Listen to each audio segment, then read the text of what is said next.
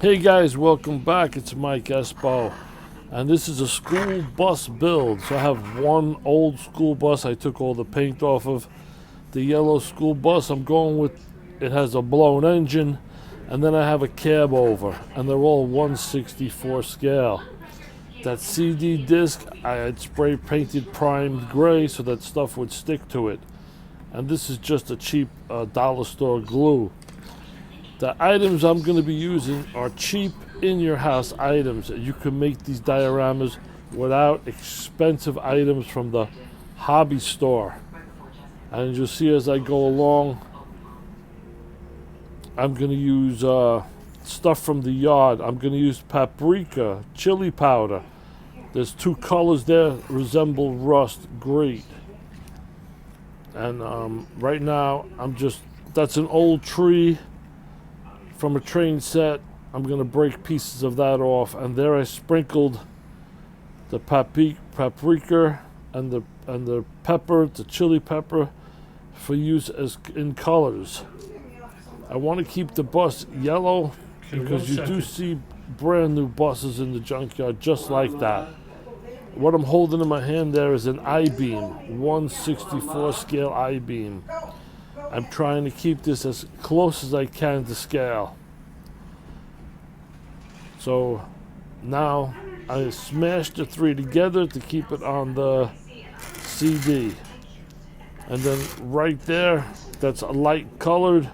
Believe it or not, that's breadcrumbs.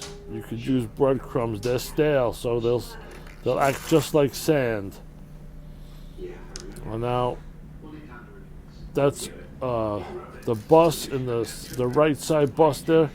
That's just paprika, chili powder, and it's all glued down. So coming up now, you'll see the next step. Right there, I just painted a little highlights of different color browns and some blacks on top of the yellow bus. And okay, this right there is coffee grinds. Black coffee grinds on a train set look exactly like a paved street. And that's just a water tower I have. So now I'm gonna make on a piece of cardboard, I'm gonna put a ring of glue around. Very simple. Nothing's expensive.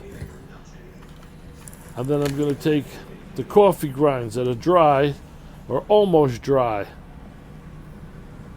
As you see, and we're just going to pack that on top of that circle. This is not hard, anybody can do it. The trick is to try to keep everything in scale. And here you go. Just going to plop it right on top of the glue. If you miss a spot, there's nothing to worry about. The glue dries clear.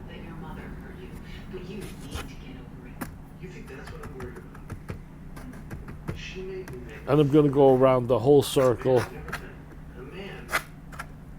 and just flatten it down. When this is done, there's going to be a little sparkle to it, and that sparkle stays there. Here we are, completely done, and I'm going to flatten it down.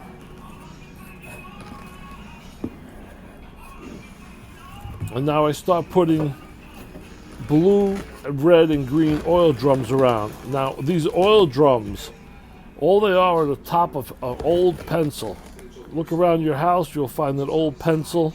Well, right now, you're looking at 1/64 scale I-beams. I painted brown, two different color browns, and the cinder blocks are 1/64 cinder blocks also, perfect to scale. I'm just going to blacken them up a little bit. Back to the oil drums. Find an old pencil in your house, or two of them with no eraser. Cut them off, paint them blue, red. That's all those oil drums are the tops of pencils. And now here we are with my tires. I'm only picking tires with no axles, no chrome, very little chrome, just so they really look like they're in a junkyard. And then here we're looking for people. And again, orange cones. I'm picking out orange cones that are flattened and I'll run some black on them also. The orange cones are 1/64 scale, as you could see. And now this is where I bring out different colors. I want colors that pop.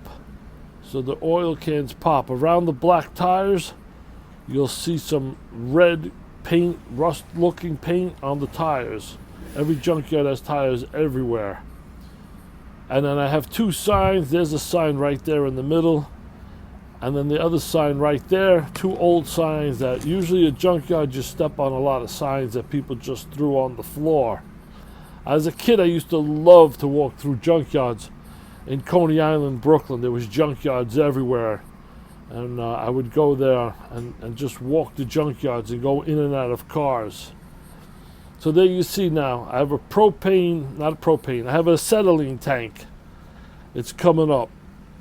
And I purposely put this one acetylene tank on its side. I don't know if it's in this shot yet. Here it comes.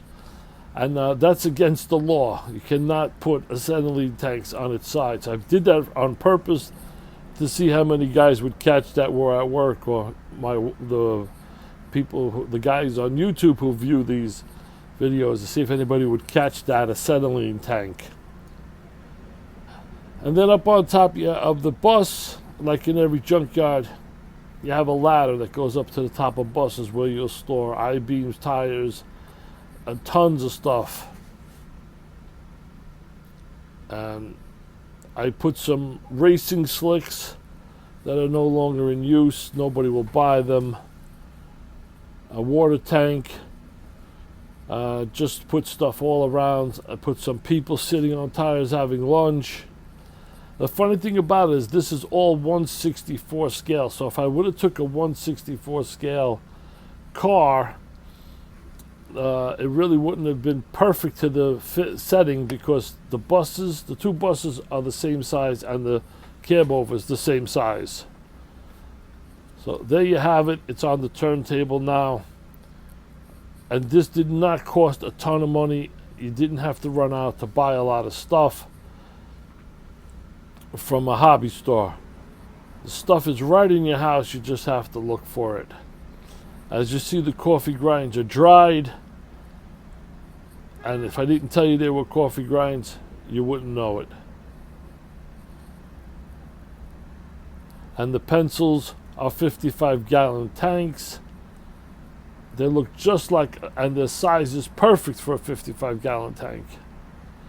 The acetylene tanks are also 1/64 scale, so they look perfect.